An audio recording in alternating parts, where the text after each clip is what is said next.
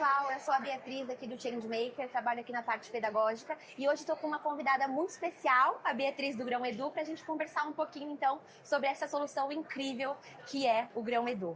E eu queria começar te perguntando sobre a sua inspiração, de onde veio essa ideia incrível para você ir atrás dessa plataforma, porque é super completo. Então me conta um pouquinho sobre isso, por favor. Exato. E na verdade essa inspiração veio da minha experiência pessoal. Quando eu tinha 8 anos de idade, eu perdi o meu pai num acidente. E a minha mãe ficou muito instável emocionalmente. Então a minha casa era uma casa na qual ela fez o melhor possível, mas ela era uma casa emocionalmente que tinha muita instabilidade. Porque a minha mãe também tinha perdido os pais dela quando ela tinha 11 anos. Então era uma repetição. E aí a escola, ela foi um lugar para mim de segurança psicológica. Foi um lugar em que eu tinha uma linearidade nas relações, em que eu tinha começo, meio e fim, em que eu tinha causa e consequência. Você estuda, você tira nota. Você tem determinado comportamento, você é elogiada pelos professores. E isso foi fazendo com que eu pudesse construir a minha autoestima.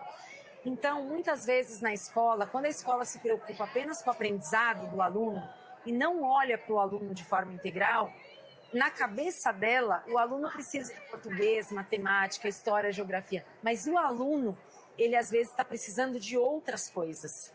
E essa segurança, né, essa autoestima que eu fui construindo, essa autoconfiança, foi muito importante para a minha carreira. Porque eu consegui passar no vestibular excelente de Direito, fazer mestrado, trabalhei mais de 20 anos na área. E quando eu tinha ali 40 e poucos anos, nessa fase que a gente para pensar um pouco na vida, né? A gente chega ali naquela metade e quer saber o que a gente quer fazer dali para frente. Eu falei, não, eu queria devolver um pouco que outros alunos, outros estudantes pudessem ter também esse olhar da escola e essa preocupação para receber algo que eles estão precisando e não algo que a escola acredita que eles precisam. Nossa, que incrível, maravilhoso, adorei.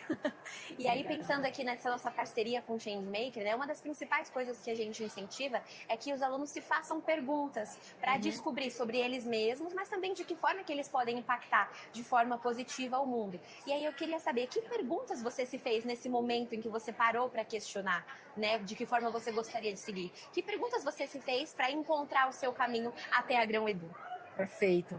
Na verdade, eu comecei pelo estudo, né? Então, eu fui fazer uma pós em neurociências, fui pesquisar um tanto o tema, comecei a faculdade de pedagogia no Instituto Singularidades e fui me cercando de pessoas ali da área que tinham bastante conhecimento. Até que conheci o Alisson, o Saulo, e a gente foi idealizando esse produto que fosse um produto de mapeamento das potencialidades dos alunos, mas ele não poderia ser algo complexo. Então, nós estamos tratando de uma questão complexa, né, subjetiva, mas a gente queria trazer ela de uma forma simples e objetiva, traduzindo isso em questões numéricas que fossem fáceis de ensejar ações. Porque se eu fico na subjetividade, eu fico muito confuso de como eu posso fazer uma intervenção ali. E não tenho clareza real do que está acontecendo.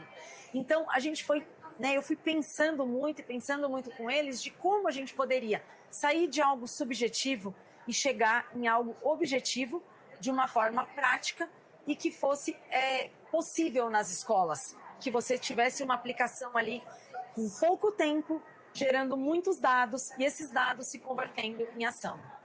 Perfeito, incrível. E pensando então nessa aplicação nas escolas, o que elas têm falado? As escolas que já têm a Grão Edu já são, né, parte desse movimento. Qual que é a principal ideia, o principal feedback? As escolas, elas têm ficado muito felizes, animadas com o produto em mãos, porque já quando a gente fecha com uma escola, logo em seguida a gente faz um mapeamento, então é muito rápido para ela já ter um volume de dados qualitativos, né, ali na mão dela, para ela poder tomar essas intervenções.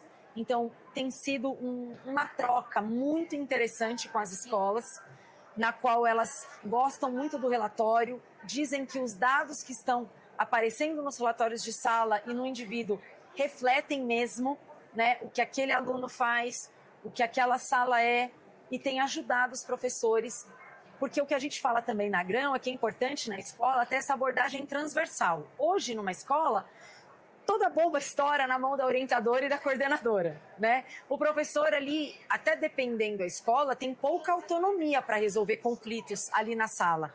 E ele já tem até uma orientação para passar isso para coordenação e para orientação.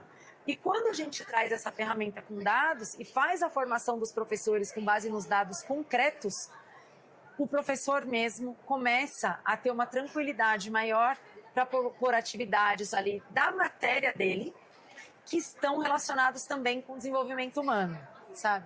Até contando aqui, teve um dia uma professora de geografia que colocou ali uma pergunta para a Sápia, pedindo para a Sápia ajudá-la com uma atividade de relevo e que trabalhasse empatia.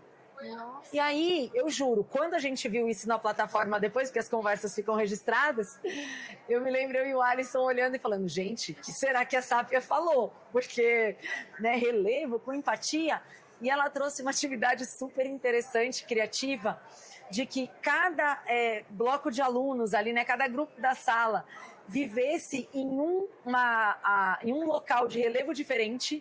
Então, um na planície, o outro no Planalto, Uau. o outro ali em um lugar que alagava, o outro, e que eles pudessem trocar entre eles, conversar sobre como eram os desafios quando você vive em locais diferentes. Então, quem vive na montanha tem muita dificuldade de comunicação com as outras pessoas. Quem vive, enfim, e aí foi muito interessante. Então, só trazendo um exemplo aqui. Que incrível, que incrível. E até pensando nisso dos desafios, né? A gente tem os desafios de aplicação de vários tipos de aulas, né? Dentro da sala de aula, mas a gente sabe que para chegar nessa jornada tão completa existem desafios, existem Muitos. dificuldades. Então, me conta um pouquinho, quais foram os principais desafios que você encontrou e como que você fez para conseguir superá-los? Sim, na verdade, toda vez que a gente está falando de inovação, que a gente está falando de algo novo, diferente, que foge do padrão, a gente encontra muitos desafios.